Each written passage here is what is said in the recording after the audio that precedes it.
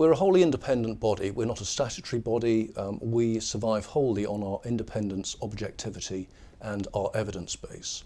When I look back at the days of the old police authorities, and I've worked in policing advisory work for over 25 years now, certainly there are quite some very significant differences between the old police authority and the Police and Crime Commissioner environment now.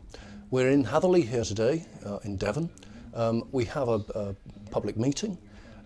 That style of public meeting would never have happened in the old police authority days. An opportunity for the public to come and comment about local policing, to express their concerns to the PCC and the Chief Constable, for the PCC to listen, to take away those concerns, to understand how they work not just here in Hatherley but elsewhere in Devon and Cornwall, and then to act on that and to present those results back to the public in due course.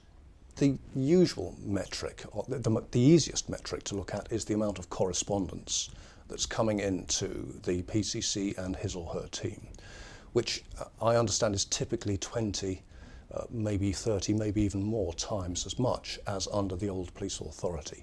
That's an indication itself that for those who are directly affected by policing and potentially policing problems, they are contacting the PCC and the Office of the Police and Crime Commissioner in much greater number than ever they used to.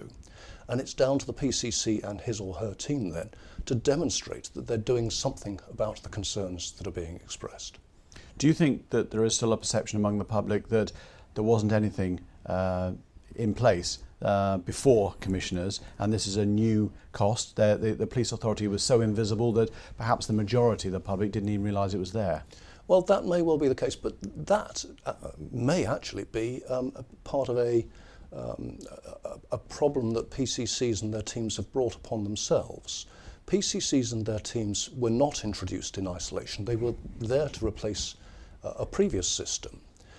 It's down to PCCs in the main to make clear that it's not an additional cost that they're now providing. They're simply providing a replacement service and a cost to what went before. The first term of a PCC is going to be 3.5 years, and that means that there's been some time in getting to know what the role is, inevitably for every one of the 41 PCCs around the country. There's time in determining what changes the PCC wishes to make, for delivering those changes, and then for demonstrating to the public that the trust that they had originally won from the public was merited by showing the benefits that the PCC has delivered. That's something for the PCC to do, and there's a challenge there.